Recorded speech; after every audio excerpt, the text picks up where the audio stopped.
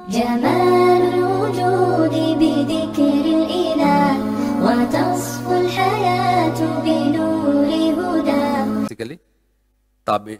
সাহাবী তাবেঈন যারা আল্লাহ রাসূল যাদেরকে বলছেন best is my generation, then is next, তিন জেনারেশনের কথা বলে গেছেন, তারা এবং আকীদা মানহাজে তাদের পথের উপর যারা প্রতিষ্ঠিত তাদেরকে আমরা সালাফ বলি। সালাফ কথাটা মানে হচ্ছে পূর্বপুরুষ, মুরব্বী, পূর্বপুরুষ, আগের যারা আমাদের অ্যানসেস্টর যারা, সেটা সালাফ। তো যাই বলতেছেন এখানে যখন আমরা সালাফ বলবো আহলুস সুন্নাহ জামা একই কথা আসলে।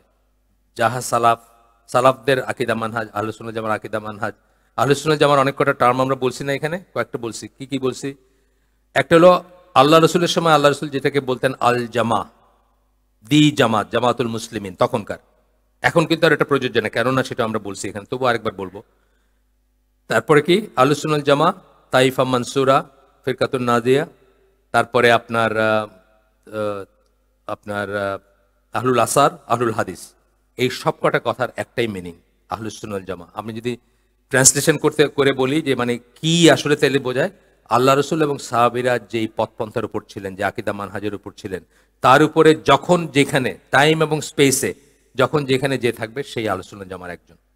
হ্যাঁ, এই জন্য এই কথাগুলো বারবার আসবে। কিছু কিছু নতুন আছেন এখানে, যেহেতু কথাটা বারবার বলবো, কিন্তু আপনারা তো চিন্তা করলেন যে এটা কি বলে। আমার সাথে একদিন তর্ক করছেন। উনি গভর্নমেন্ট কলেজের টিচার ছিলেন, প্রিন্সিপাল ছিলেন, এবং একটা চরমপন্থী দলের লিডার। এখন বেঁচে আছেন কিনা আমি জানি না, মেহেরপুরে বাড়ি। উনি বলছেন এটা কোরআনে লেখা আছে আহলুস সুন্নাহ জামা, এটা কই থেকে আসছে? এটা একটা ভ্যালিড প্রশ্ন, কিন্তু এটা প্রশ্নটা উত্তরটাও ভ্যালিড যে সবকিছু দিয়ে আমরা একটা জিনিস বোঝাইতে চাই, যে আল্লাহ রসুল এবং সাহাবীদের পথপন্থার উপর যারা আছেন। কারণ এটা প্রথম আব্দুল্লাহ ইবনে আব্বাসের মুখে উচ্চারিত হয় এই টার্মটা, এবং ওইটা বোঝাতে উচ্চারিত হয় যে সাহাবী এবং রসুলের পথের উপর যারা আছেন, রসুলের আকীদা মানহাজের উপর যারা আছেন, তারাই আহলুস সুন্নাহ ওয়াল জামা। এটা বলতে হবে, বা এটা বলার ভিতর কোনো সওয়াব নাই, কিন্তু এটা ডিস্টিংগুইশ করার জন্য আমরা বলি। কারণ আপনি খামেনি বা খোমেনি, আগের খোমেনি এখনকার খামেনি, বা সিরিয়ার প্রেসিডেন্ট বাশার আল আসাদ সহ যত মানে ডেভিয়েন্টই আছে, সবাইকে কিন্তু ওয়েস্টার্ন ওয়ার্ল্ড বা সারা দুনিয়া মুসলিমই মনে করে। তার ভিতরে আপনি কোন মুসলিম তাইলে? আপনি কি আলী রাদিয়াল্লাহু আনহুকে গড মনে করা মুসলিম, আলিবার্ট শিয়া?